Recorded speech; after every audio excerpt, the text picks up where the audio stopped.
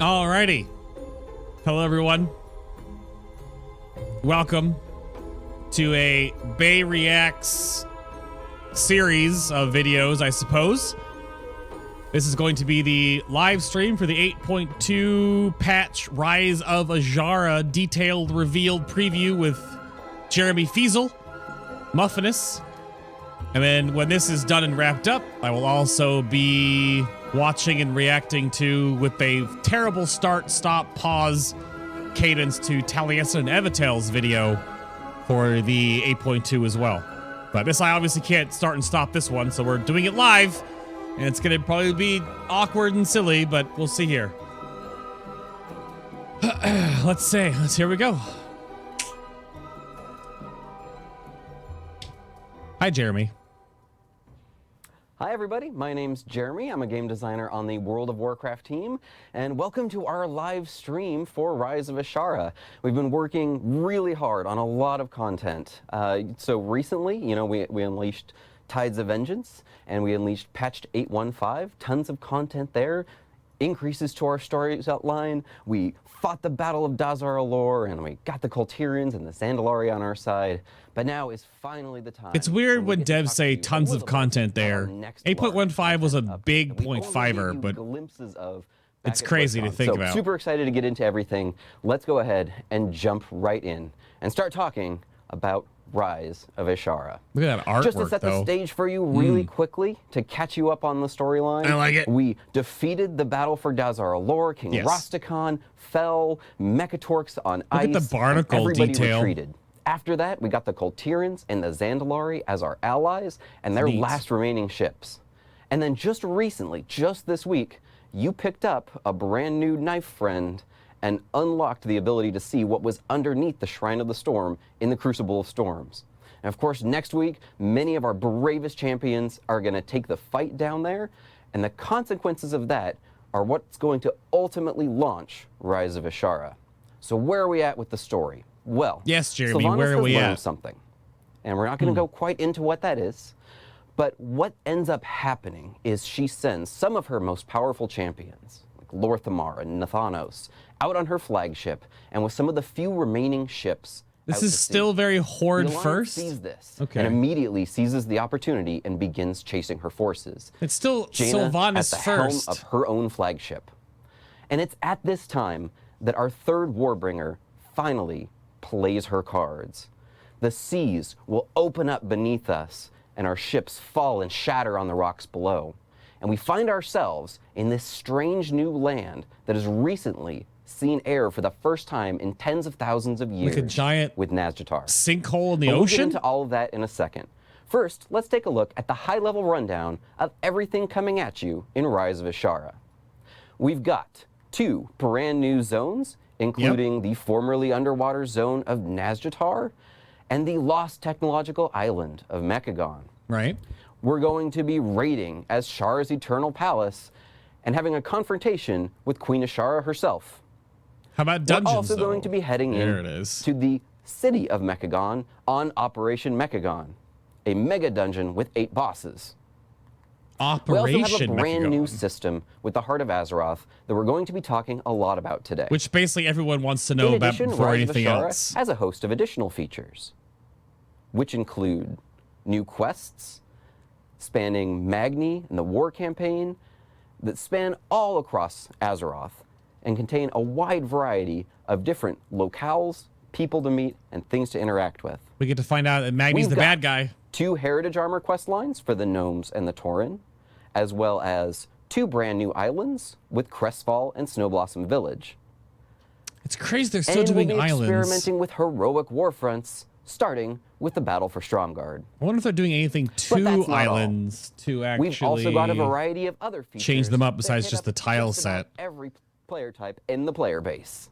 For PvP players, you got a new arena with the Robodrome, and Ashran is returning as an epic battleground. Ashran's For everybody, you'll unlock flying with Pathfinder Part 2, and we'll be talking about new items called Mount Equipment. Mount Equipment? Season 3 is coming with its item level increases, and we'll have mission updates with new missions and mechanics. Of course, holiday updates, including a revamp to Brewfest, some War Mode specific content, brand new profession content, and new pet battle content. There are a lot of things coming in Rise of Azshara. Good gracious. Now let's take a quick look at our first zone, Nazjatar. Nazjatar is this big gorgeous, coral. formerly underwater Look at this area guy. that includes both these beautiful wildlife areas of kelp and Look at coral, his stupid face. as well as the ancient night elven civilization of the city of Zinashari that was ruined and sunk long ago. You will also make your way down deep into the deepest parts of Nazjatar, where you'll find the Naga-held fortifications. This is our first time showing the deepest parts of Naga architecture that leads all the way up to the Eternal Palace itself. Yeah, it's like a flying ray, but yeah, the coral forest, yeah. In Nazjatar. First, one of the ways that you can level up your power in Nazjatar is through a system we call combat allies. When you head down into Nazjatar, the first thing that you're going to notice is that Azshara has laid a trap for you. And we're going to have to skirt a huge Naga army and find our way through dripping caves and caverns to try to avoid her forces until we gain some more power. Most of our troops are dead or dying after the catastrophe that starts this whole experience. Down here, both sides are going to meet brand new allies. The Horde are going to meet a group of former Naga slaves made up of the Gilblin, the Makura, and the Sea Giants that call themselves the Unshackled. And the Alliance are going to be helped out by a group of deep water warriors called the Ankoan. Both sides. The Alliance get a brand new race, and the Horde get like the scraps. And we're going to help them build up their bases what you deserve! In order to attack back. One of the ways that we can build up our forces here is with our combat allies. This is a system where you can take out one of 3 different allies to head out with you to adventure during the day.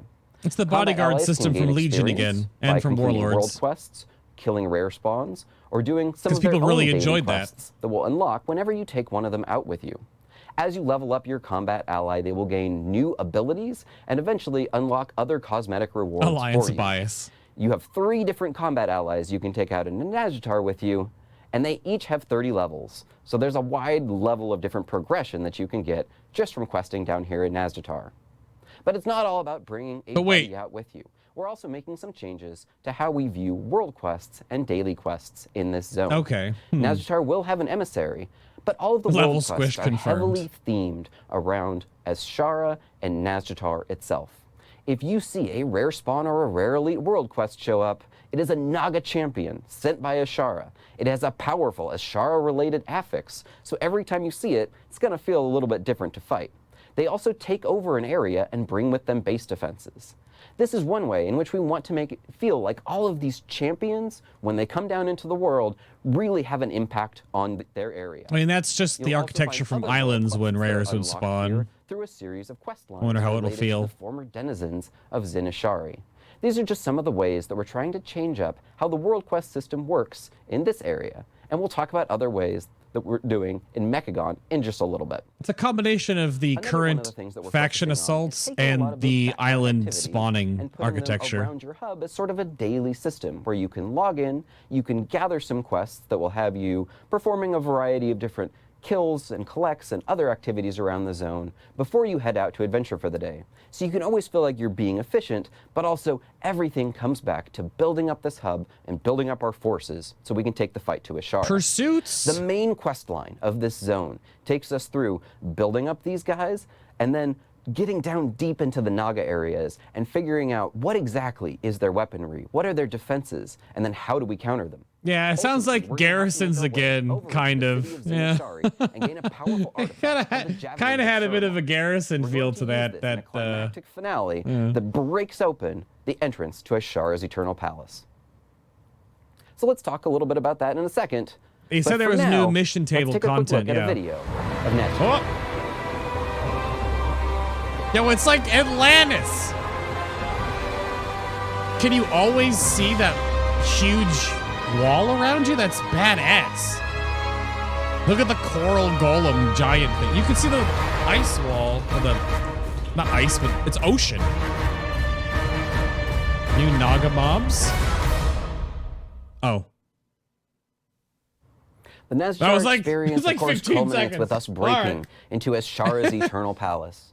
This is an 8-boss raid and does AEP. actually, in fact, contain a purely underwater boss. Oh, He's this gosh. giant undersea monstrosity creature that snakes in and out of dark holes down in the deeps. No. We feel it really gets Let's across go. that sense of delving into Underwater the deepest boss. and Let's scariest go. parts of the water, where Azshara has her eternal palace. Oh, man. Of course, there's going to be brand new loot and items to be gotten here, and it all culminates with a climactic final battle with Queen Azshara, the likes of which is possibly going to change the future of Azeroth.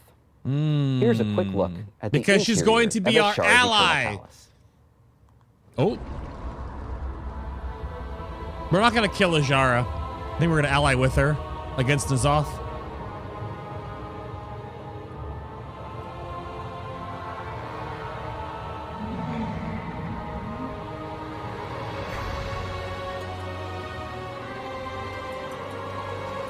Some N'Zoth eyeballs.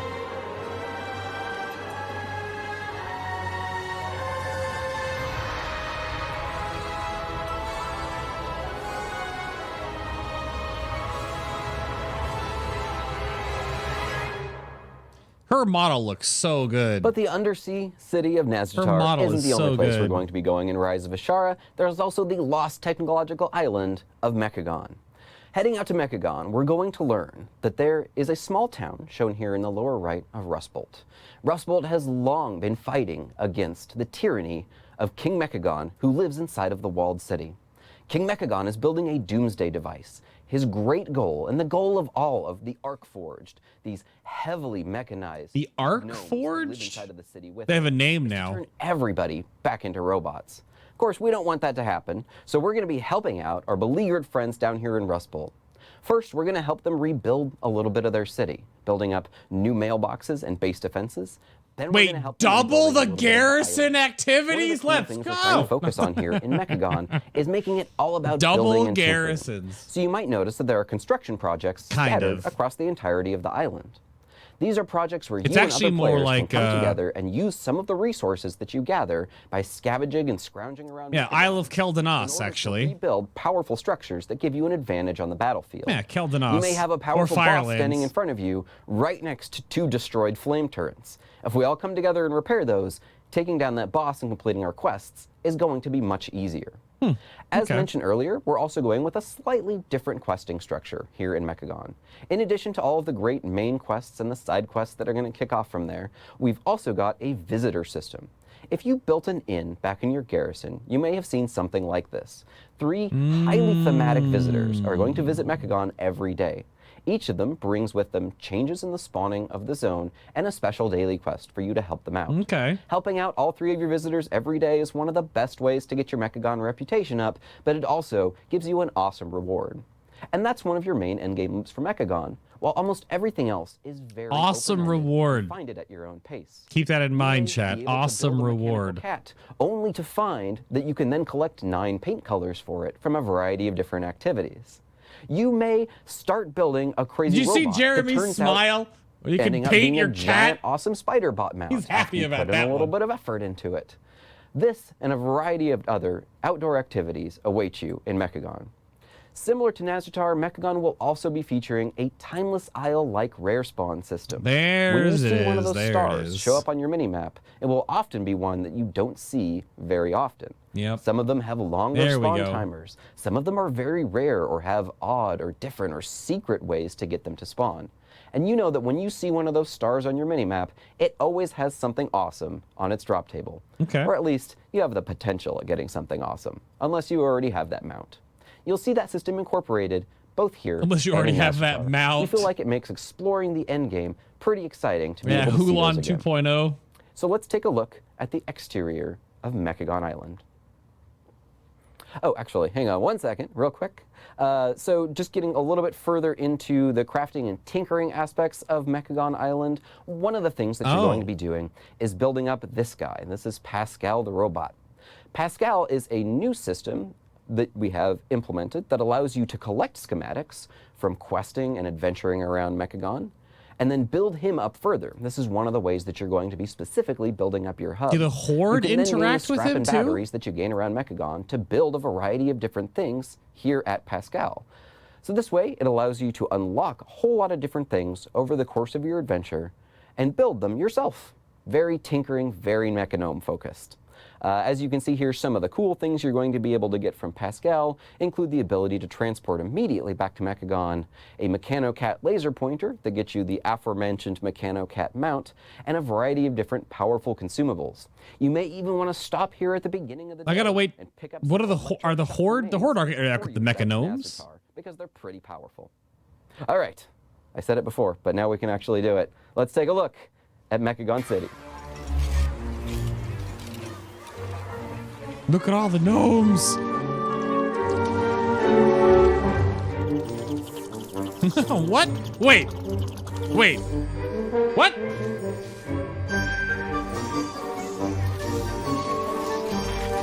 Look at the robots.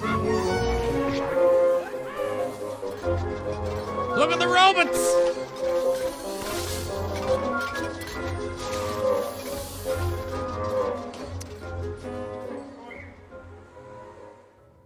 Look at those robots, though.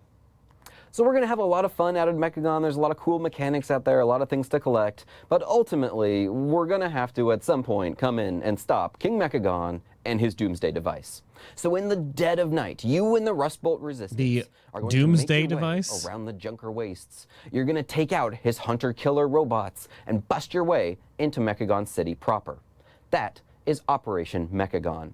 This is a double-sized 8-boss dungeon that culminates with a climactic battle in King Mecca Gahan's lightning-shrouded tower against his giant death robot. In Operation Mecca Gahan, you will be making your way up through the trash compactor like any good gnomish operation does, defeating the giant Star trash Wars compactor reference is real. robots, and then up into Mecca Gahan City, shown here. The Mecca Gahan City denizens aren't exactly friendly towards us, and they're not going to welcome us. In addition, the city itself has been weaponized against you. You'll see machine guns popping out of hedgerows. Nothing here is exactly our friend, so watch your back. Ultimately, you'll make your way all the way up to King Mecca Gahan himself. Operation Mecca Gahan contains some awesome new loot, new drops, and all kinds of crazy Mechanome activities. Let's take a quick look at Operation Mecca Gahan. Giant death robots. Yeah, let's go.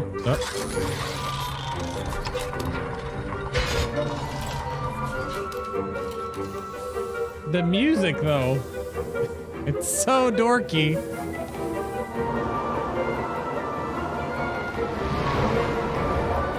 What? It's like a water slide?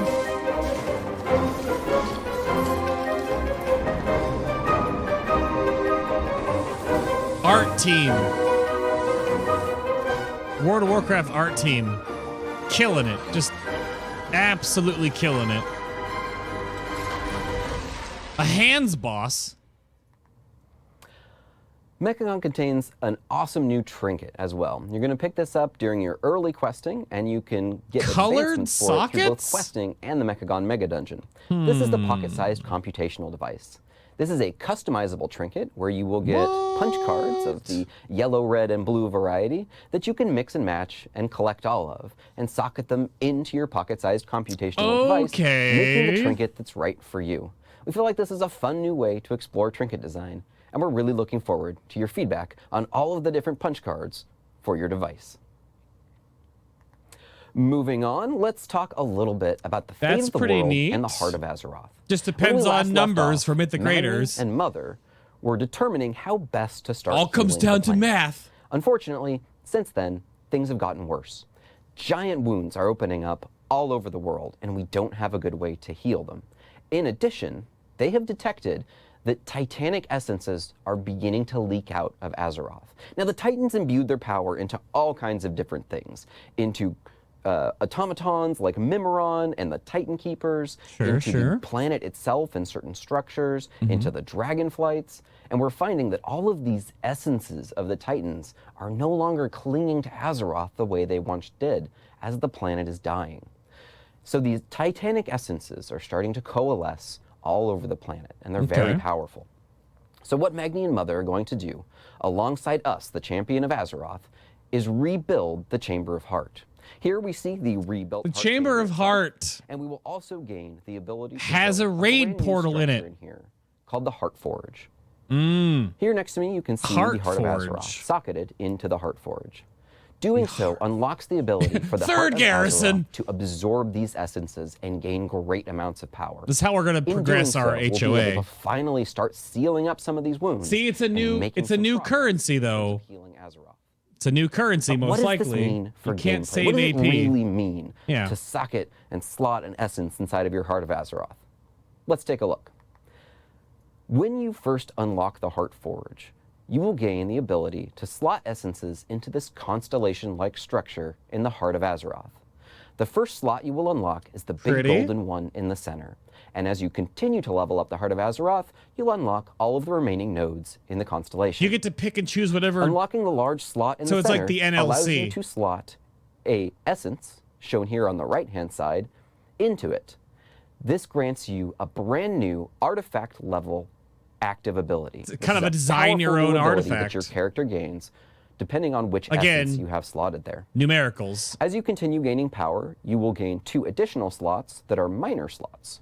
These are shown in the lower left and upper right-hand corner of the constellation. Okay. Slotting an essence into a minor slot gives you a passive bonus. The slot in the center, the major slot, is the slot that gives you the big active bonus. Ah. Essences themselves have multiple different types. We want you to feel like you have a variety of different active abilities that any of your characters I'll have to come back can and choose pause from this as later. you collect all of these essences. This gives you a huge amount of customization. Any one of these essences slotted into a major slot will grant you both the major power, shown at the top, and the minor power, shown at the bottom. In the middle Any slot. of these essences slotted into either of the 2 minor slots will give you the minor passive power. Okay. This way, you can change your character's active and passive powers depending on what you happen to be doing for the day, what boss you're fighting, or what other situation you're running into. We want all of these to feel like awesome abilities for every character. but we'll figure all that out later. Essences also come in a variety of different ranks. Oh, rarities. You can obtain a higher rank of an essence without having the lower rank of the essence. It's not the essence itself ranking up, but they come with the ability to collect a number of different ranks. Oh, the of them. legendary one is just As you get a higher rank appearance. of an essence, that essence may not necessarily get simply a damage boost, but you may see other utility elements, the addition of charges, and a variety of other things. Look at these beautiful The complexity of your tooltips. decision-making about which essence to use when is going to increase as you collect more and gain higher ranks of them. Now, for those of you players that get really, really into the system, really like mythic raiding, top-end PvPing, there is the top level of essence, shown here on the right in legendary orange. If you're able to obtain that's the just a top level of an essence, yeah. you gain No, a it's not way dramatic too much text. cosmetic It's so appearance much change. text. More When you text fire equals off gooder. that ability, everybody will know that you've been able to obtain the legendary rank of that essence. Now, collecting all legendary ranks of all of the essences is going to be pretty difficult. Essences come from a variety This of is different kind of things in the world of Diablo-ish, Warcraft. too, You this can get system. them from questing, from raiding. You can get them from doing outdoor activities and getting reputation. You can get them from dungeoning and from PvPing.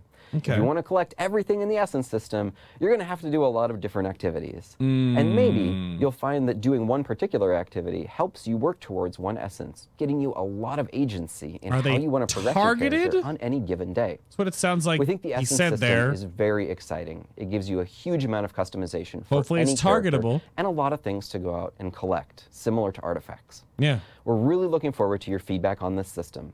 And we know this is a lot to take in and a lot of tooltips right now. So we've actually got a blog post coming out at the very end of this presentation that will okay. explain much more of this in detail. Moving on, let's talk about our other features of Rise of Okay. Azshara. So, you'll get to go on a very gnomish quest line that goes into the history of the remaining family of Mechgineer Thermoplug in order to unlock the Gnome Heritage Armor. Here's a final shot It's of pretty the armor. adorable, Lots though. of awesome nuts, bolts, and lights. I mean, and I a guess, very Sandal, cool yeah, pair of PvP goggles. time. Perfect for taking into Mecca Gahan. Just depends on if For those the essences are any good Horde, for raiders. The Tauren get this very Thunderbluff, very Mulgore feeling Aw. heritage armor set with totems and feathers. Lots of awesome pieces here. Art The team. Tauren will be going on a spirit Just journey with the WoW art spirit team. walkers in Mulgore and Thunderbluff to figure out what's going on and why are the spirits restless Why now, and why in Mulgore? Now, my Tauren friends, unfortunately, we're going to have to solve one tiny loose end before you can go on your Heritage Armor questline, and that is the war campaign. Uh-oh. All of the decisions that Sylvanas, Jaina, Gen, Anduin, all of the leaders, that is even a really Saurfang, ominous have image. led up to this Bane! moment. Chained up beneath Orgrimmar is Bane. And we're going to see what his fate is, and really, what the fate of everyone in that group is in the next chapter in our war campaign story. Really excited to hear what people think about this. Moving right along, we will be introducing our very first heroic warfront, starting with Battle for Stromgarde. So when we were approaching heroic warfronts, one of the things we wanted to make sure this will it be felt interesting. like was not simply a 20-minute long boss fight. Right. There should be a dramatic difference between a heroic warfront and doing a raid boss. Okay. So one of the things we've been heavily focused on is the strategic layer of heroic warfronts. If you played StarCraft 2 or Warcraft 3, you may have remembered missions where the enemy started sending huge waves of very different units to different locations and having to divert your forces and in some cases hole up inside of your city and defend in order to take the fight back to them. We're going to be introducing many of these mechanics into the Battle for Stromgarde. You will see particular attack waves in areas where you are weakest, Makes and sense. you will have to Yeah. determine amongst your raid who's going to head back and defend as you risk losing. You'll also need to determine how you're going to funnel your resources in order to best combat the units that they're sending at you. And you may even see the enemy commander periodically take the field, take the fight to one of your locations, only to teleport out with their group once they're at a certain percentage of health. We're really excited to see what you think about this. We feel like it plays dramatically different than any of our raid boss fights. We'll have to see if we do like a constructed Next guild up, for group P and you players just that dunk enjoy it. PvP, take the fight to the mechanical arena in Mecca Gahan called the Robodrome. So, The Robodrome contains the whirring and clanking gizmos and gears that you would expect of a mechanical arena with some awesome. when was the new line last of sight time that walkers PvP and really great got much visibility though? for So I'm arena actually fights. kind of excited that PvP players are PvP getting players will arena also welcome the battlegroundy addition kind of a stuff. brand Yeah. new epic battleground. Welcome back to one of the most epic battlegrounds of all time. Now is Ashran. Ashran retuned? Ashran will be joining the epic battleground Is it- bucket. Welcome back, Ashran. But is it going to be We've changed got at all, two new or islands coming in Rise of Azshara as well. The first one being Crestfall. Now, Crestfall was a Warcraft 2 map, so you're going to be seeing elements of lore, especially if you've recently played from Warcraft 2? scattered all around this island, such as this beached giant turtle that the goblins, of course, used as Dragon their turtle, submarine, yeah. which you first got access to on this map. Long ago, of course, it decayed and died, and now it's home of some crabs and probably some hosen and a variety of other creatures. New humanoids for this group include some ghost orcs, and we'll, of course, have new item drops and pets and mounts and all kinds of other fun stuff. And just a little bit of a different feeling, we're going to the quiet mountain town of Snowblossom Village. This is inhabited by the Pandaren, who are currently under attack not only by undead that you see here, but the ever-present menace of the hopping bunny-like vermin. It's going to be your new humanoid group for this island. If you're a fan of islands, both of these are awesome spaces to explore. With Rise of Azshara, of course, comes the second half of the Pathfinder achievement and the unlocking of flying. Once you unlock Pathfinder Part 2, you will be immediately granted this gorgeous mechanical parrot mount for your efforts to fly around all of the areas with.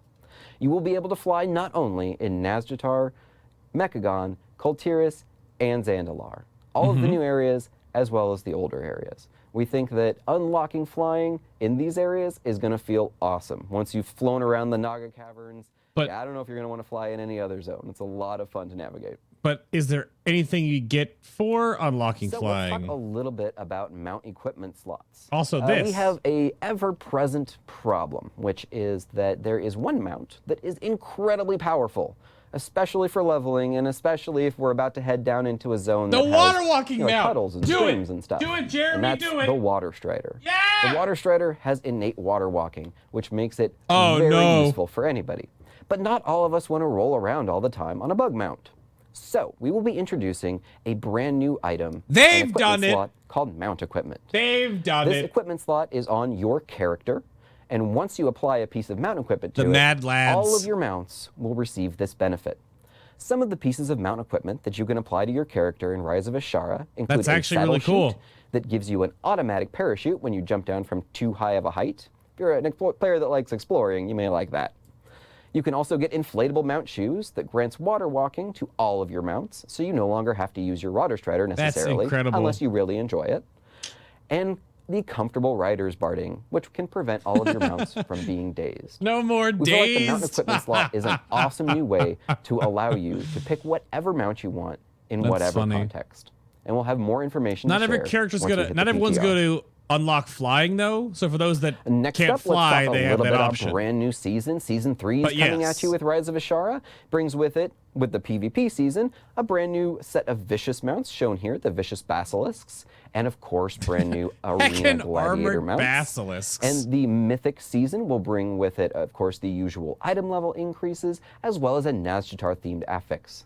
Along with Season 3, we'll be unlocking the Eternal Palace Raid and the Mecca Gahan Mega Dungeon, and all of the great rewards, loot, essences, and collectibles that you'll find in there. Let's talk about those collectibles for a second. There's the crab Here's our mount. awesome loot picture. Here are some of the things you'll be able to pick up. Crab mount. On Oh, the crab. left-hand side Sorry. here you see not much else to say here. It's awesome. It's a giant wheel. It's a big wheel What is- mount. that It's is very exciting. this? And next to that, one of the battle pets you'll pick up in Mecca Gahan, this tiny little mechanical gnome bot. He has a variety of different heads, Yeah, the including gear one mount. that's What a is- siren. what is so that? this is essentially Mecca Gahan's Alarmo bot. That's We brought it from back South again. Park. Always have to have an Alarmo bot. It's a very known That's the thing. wheel from South The Park, crab yeah. mount that we mentioned at BlizzCon has gotten finalized in all of its final anims, and man, it looks amazing. Down in the deepest areas of Nazjatar, of course, there's some creepy undersea critters to collect for the pet battlers. Yeah. And if you were a fan of Warcraft 3, you may have been wondering this entire time what happened to those remaining Naga units. Wait. The Tidal Guardian Oh. and the Snapdragon. Well, I'm happy to that's- announce that you'll be able to see them using Tidal Guardians down in Nazjatar. These giant snake creatures shoot lightning and will be I was expecting to say tameable by something about hunters. dragon turtles. And the Snapdragons will also be showing up, shown here on the right-hand side, as an obtainable mount in Nazjatar.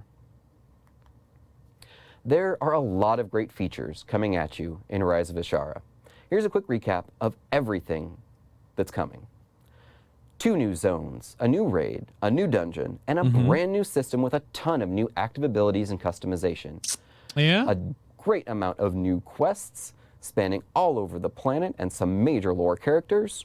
2 heritage armors. It'll always come down to some of the mathematics, though, is how much of the grind for the new Pathfinder resource for HOA. Season 3, we're also That's gonna adding be a new big one, missions and is- mechanics as mission updates.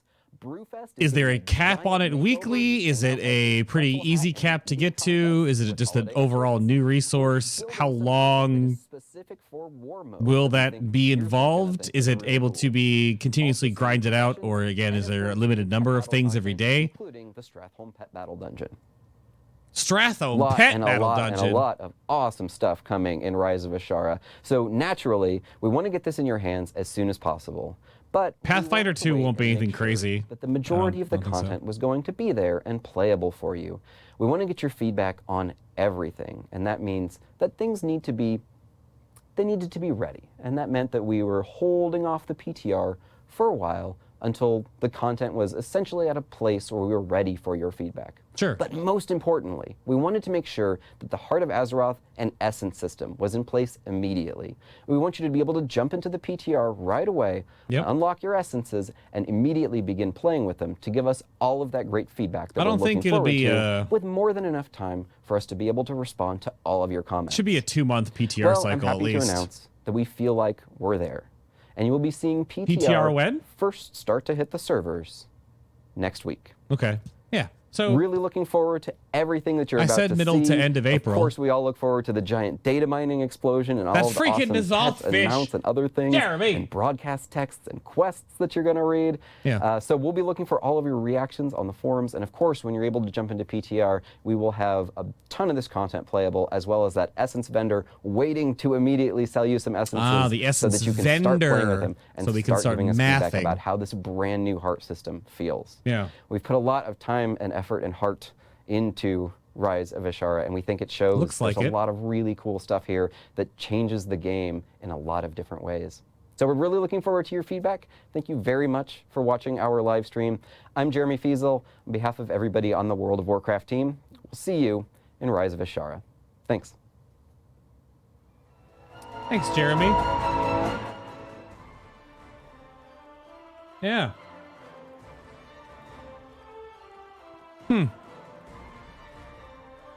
Release the data mine dogs. Go, go, go. It's a lot of good stuff there.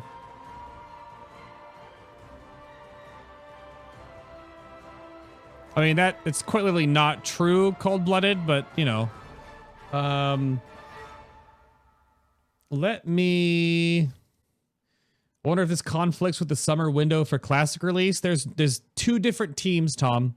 They are completely separate entities. They are totally different teams. They are not going to conflict because they're each going to launch their product when it's ready and when they want to. I wanted to go back to the Heart of Azeroth thing real quick here for a moment. Hello, yes? So this is the one thing that I want to double check on. The interesting part about this whole thing here, actually, hold on, let me see. My foobar crashed. There we go.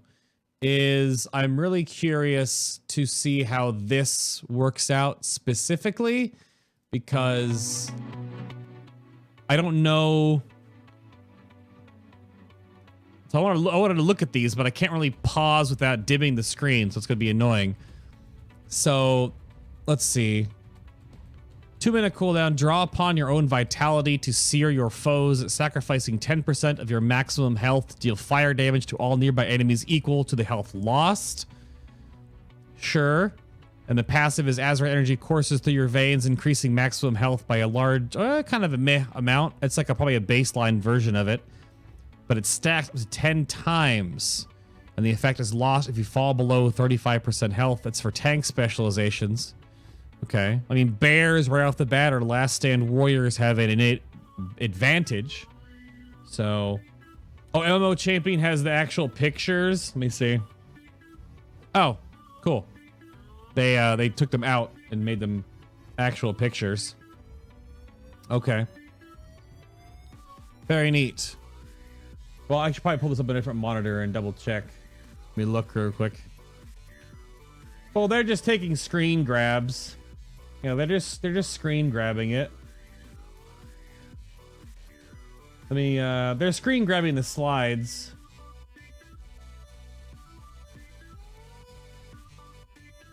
Let me, oh,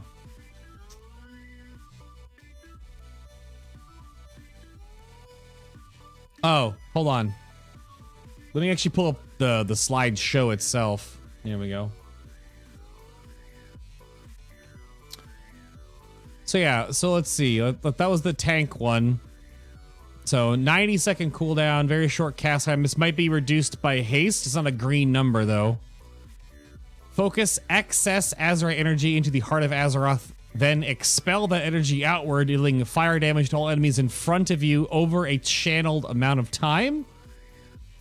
It doesn't say channeled. This looks like it's a dot. Every 2 seconds, the Heart of Azeroth absorbs nearby latent Azeroth energy, increasing your haste by an amount, stacking up to 10 times. Or the Artifice of Time, 4-minute cooldown. Create a time vortex around a friendly target that absorbs damage and healing for 6 seconds. When this expires, the absorbed damage and healing occurs periodically over 10 seconds. Your heals have a high chance to grant the target haste. Okay, so there are going to be an assortment of tank only and healer only essences.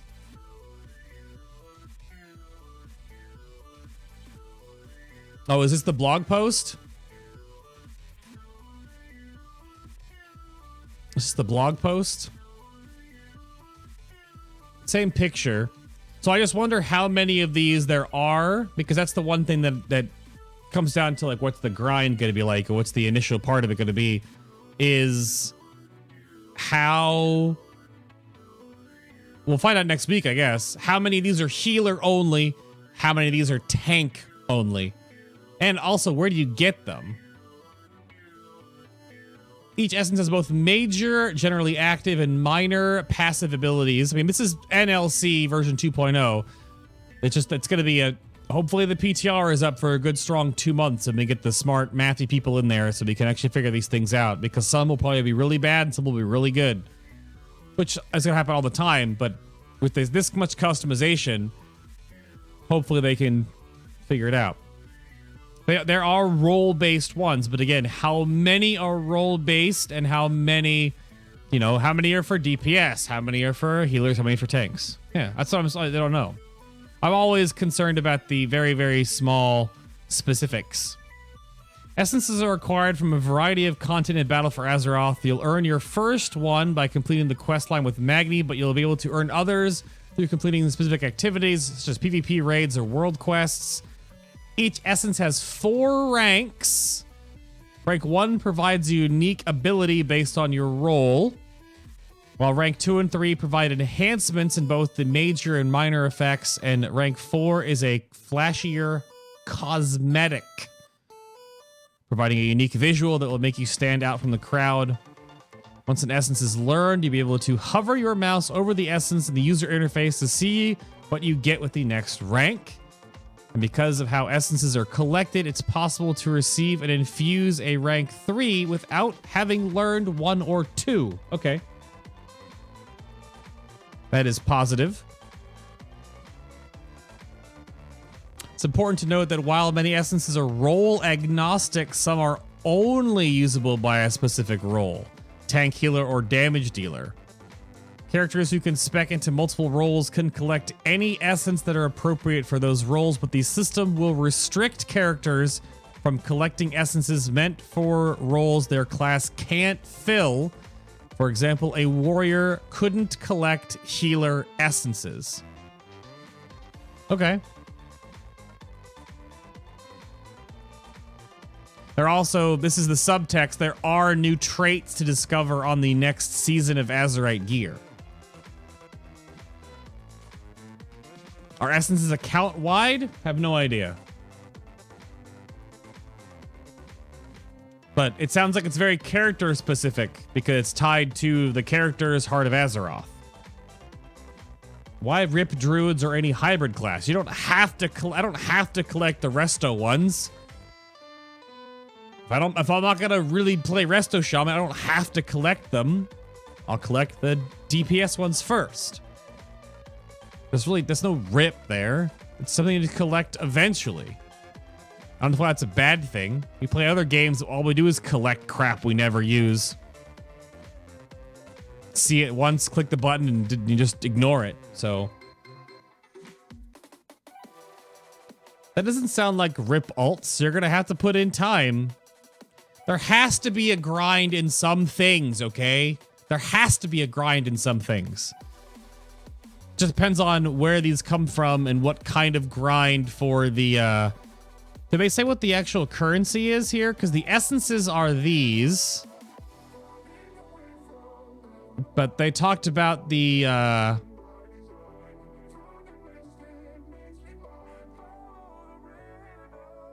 determined a way to heal her well ahead of her originally 7 MSA cycle. New forms of power have begun to coalesce and manifest around Azeroth's wound. So is it just going to be called Essence or like...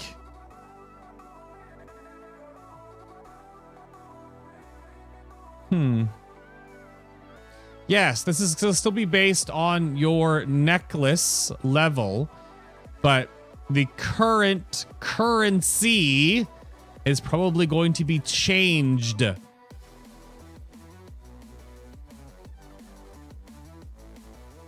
I would imagine that the current currency is going to be changed. However, that's something we need to get a confirmation on because we don't specifically know. We don't specifically know how it will be changed or what it will be changed to. I'm going to watch that and actually I'm doing that next, Mia. Did I miss how high level you'll have to be on your HOA to start the customizations? Well, HOA caps at 50 right now. So it's probably going to be, it looks like it's 50, 55, 60, or somewhere in this. I don't know what these little nodes here. I don't think these are doing anything. These might be customizations, because you're only slotting in essences to these key points, right? You get 1 major and 2 minors. The small nodes might just be nothing. I don't know what they're going to be. We'll find out in a week. I would say 50 unlocks the middle and the new grind for the rest. Well, yeah. 50 is all you can be right now. Might be eye level upgrades to the relevant sure. You'll have a limited number of chances per week to get non-optimal essence. You can tell it has to be RNG because there clearly aren't enough traits to have you pick. Everyone will be done with the system in a few weeks after they got their 3 best if you could pick. But if I'm playing my enhancement shaman, I'm only going to be able to earn the damage dealing essences. Right? I can't earn tank ones and I can't earn healer ones. So how many is that going to be? 4, 5, 6? We see 1, 2, 3, 4, 5, 6, 7, 8, 9, 10, 11 here. And depending on how far this scroll wheel goes, it might just be 4 for each. Or like 15 in total with some little overlap ones that are generic. So you might have 5 or 6 to collect for your roll, basically. It's not a lot. As long as it doesn't ignore loot spec and get broken. So I would imagine that comes down to loot spec though. So it just says a warrior couldn't collect a healer essence because they can't spec healer. I would imagine I would have to set my loot specialization to restoration to collect the restoration or healer based ones. If I'm playing things as enhancement and get the healer based essences, that would be kind of ridiculous. But we'll have to wait and see, because it depends on where these all come from. Because again, like the such as PvP, if there are only certain ones that come specifically from PvP, then yeah, maybe. But it could just be you do anything. You could be able to get them all from world quests. It's just that you'll be able to earn others through completing specific activities, right? So we don't know where they'll come from. There's always too many questions. Absolutely, there's always too many questions. I don't think you can trade them because I'm pretty sure they're going to be a character bound thing. Yeah. Could be a legendary system. Could be there's overlap between activities. Absolutely true too. I don't know if they're ever going to force people into PvP. I don't know if they would force people into PvP.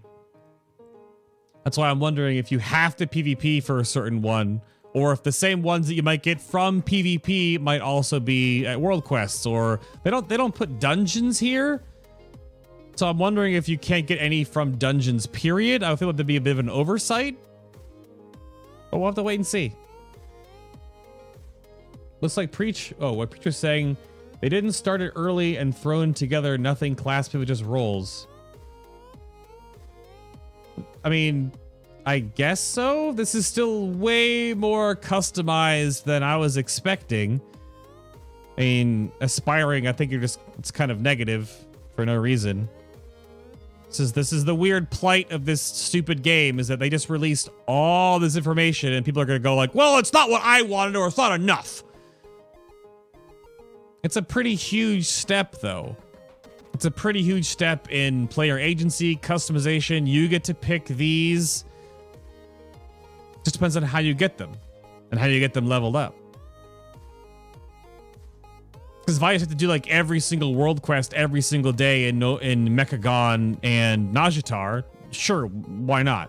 Okay, that's 30 minutes of playtime, 40 minutes maybe. It's a big deal, right? It's not a big deal. Now this is way more than I thought. That they have major actives potentially on all of them, if not some of them might have passive majors. And they have the minor passives, which have like these little, they're like stackable, whatever, right? They're just kind of something extra. So it's still way more. I mean, it's essentially they took the Netherlight Crucible and artifact traits and just smushed them together, right? But they made them at least, because I had three things that were on my list of this, right? Either they were going to have things for every single spec in the game, all 36 of them, flavored for all of them, which was obviously way lofty, wasn't going to happen. Then they were going to have the role or spec-based ones, which we got. The middle ground, right? That's still a whole lot of work to do that if there's 12 or 15 of these things. They might be data mined right when the patch goes live on the PTR. We'll know. Wowhead will have the information for it. And the weakest one, which is the one that we were dreading, was that if they literally they were all agnostic and they were all the same for anyone, right? And we were also thinking that this entire system was going to be cookie cutter, that everyone got the same stuff. But we obviously don't get the same stuff because we get to pick what we want. And yes, every spec class Discord is going to figure out what's the best one, put this in here, put that in there. Sure. Great. That's always going to happen. So harping on it doesn't mean a damn thing. It's fine.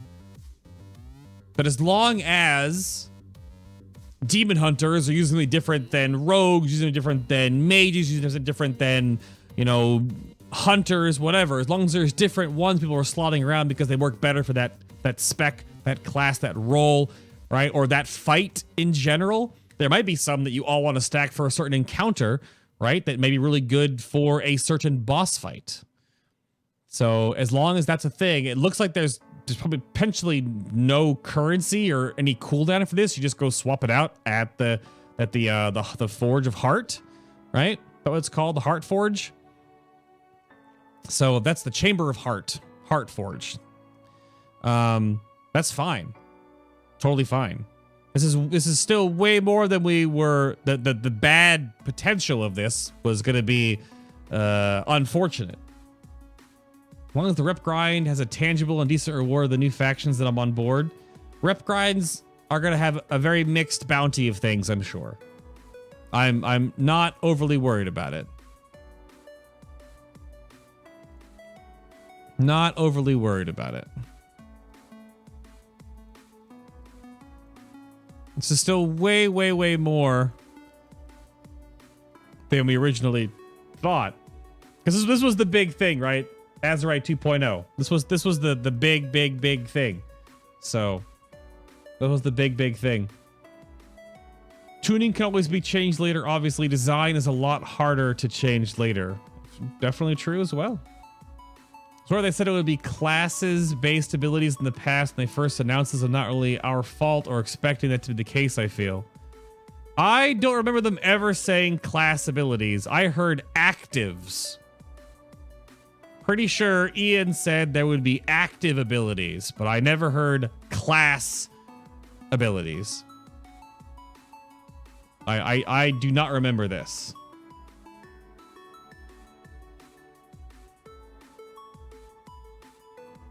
I do not remember that at all. Yeah, the Cogger's mount, greatest possible thing ever. Yeah. So, I mean, that's a huge amount of stuff. That's a huge patch. Obviously, it's supposed to be. So, we'll find out more. We'll definitely find out more in the future. Yeah. It's a lot. I've been rambling about this for a while. About an hour-ish worth for this one. But, I mean, we learned a lot. I think the overarching is that, obviously, whenever they do these big keynote presentations, it actually brings up a lot of questions. Because certain systems that they announce or certain pieces of content that they announce, it's like, sure, fine.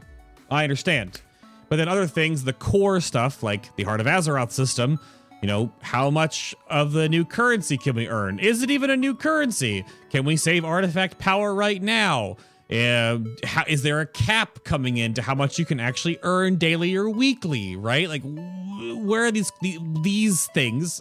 Blog post hopefully goes up soon, right? We can do the blog post discussion maybe later on. That's fine. That's totally okay. other things they bring up that have like, yeah, sure, new pet battle stuff, new quests, Magni stuff. Yeah, okay. The new zones look neat. Najatara is kind of still the same. It's going to be kind of Argus, except it's going to have the Naga leader things that are essentially a combination of the whatchamacallit, the Legion invasion, the current, incursion points, plus it's a rare mob with some area affecting things.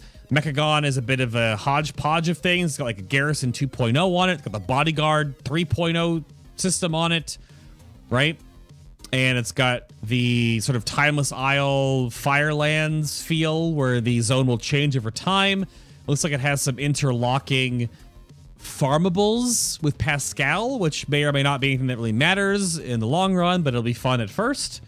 So that's good, right? Kind of has like a Chromie scenario feel maybe to the upgrading your base in either place. And then you got to upgrade. We don't even know if the Heart Forge is just like a do the quests and it unlocks, or it's going to be time gated, or are there quests involved in that? Like all these questions pop up versus there's a new pet battle dungeon and new pets. Legit.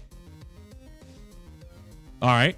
They didn't talk about how Mecca Gahan, the dungeon itself, Operation Mecca Gahan, would be split into 2 4-man Mythic Plus. They didn't talk about that. Same with Karazhan. There'll be upper and lower.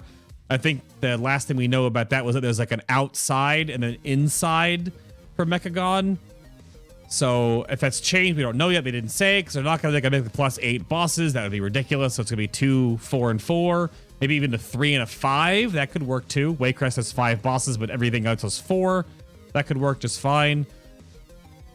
But it's all the other things that come on top of this, right? Are we going to see any class changes or class tweaks or any Azerite change tweaks?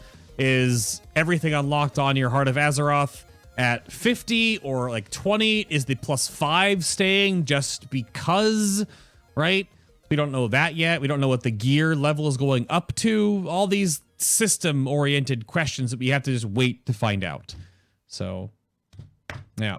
In your opinion, it would be better to get something like this or have 2 or 3 choices per spec and make them more flavorable? Well, I mean, it might be around that, though, because if there's, say, we can't see more than 12 to 15 potentials in the pop-up there, right? We can't... Uh-oh. I think all the music I just added to Foobar broke and it didn't actually stay. That's annoying. But, maybe. The thing is, if there's only like 4 or 5 for tanks and 4 or 5 for DPS and 4 or 5 for healers, that's pretty good. Right? Because that's the biggest problem we've had with Azerite armor this whole entire expansion so far, is that why are there like 300 traits? Yeah. Right? Why weren't there 6 to 10 spec-specific ones with like maybe 2 or 3 generics? So when you see a piece of gear, the combinations therein are going to be either all things that you care about, or one that you do and one that's a generic that's pretty good, right? But there are so many traits. I think each spec has like 24 or something like that. It's ridiculous. There's so many. So they scaled it down already. They already scaled it back. If there's only 4 or 5 for DPS roles, then it's scaled back. You'll get to pick 3, 1 that actually is the active and 2 that are passives. So you'll get 3 passives and 1 active. They've already scaled it back. Yeah. You gotta remember that system will also be coupled with Azerite armor. They also didn't say if Azerite armor is having the respec cost removed. I thought the vendor was staying, but I don't know if this is confirmed or not yet. We'll have to wait till the PTR comes up. That because all the traits are always unlocked all the time, you probably still have to go to the vendor and plop your piece in there to unlock, to re-unlock everything, to relock things back in for a spec. But I thought the scuttlebutt was that the gold cost was going away completely, or just staying at like 5 or 10 gold or something and never changing. So we haven't had that confirmed yet. So see, more questions as I just ramble about this. There's still more questions. So will I stream PTR stuff? Yeah, probably. Yeah. Yeah. Should be. I'm doing a bad job at being angry. Aren't changes in patches supposed to make content creators angry? No, because I'm realistic. I'm pessimistically realistic because I have a lot of other questions that I don't know. However, this is a two-part thing. So as we wind down to the end of this current segment, those that are watching live, they get to see this immediately right now. But I'm going to be watching the Taliesin Evitel reveal video, which should be live right now if Taliesin did his job. And we're going to watch and react to that. That might take a little bit longer because I'll have to start. I can actually start and stop based on the information they share with us. Or I'll just sit here and go, you're very attractive. Yes, indeed. British accent. Pip, pip, cheerio. So this is part one, essentially. Obviously, the next part will be incredibly boring to watch if you do not care about my side of things. However, that's the end of this one. And just so I can cut this VOD cleanly, I'm gonna do this.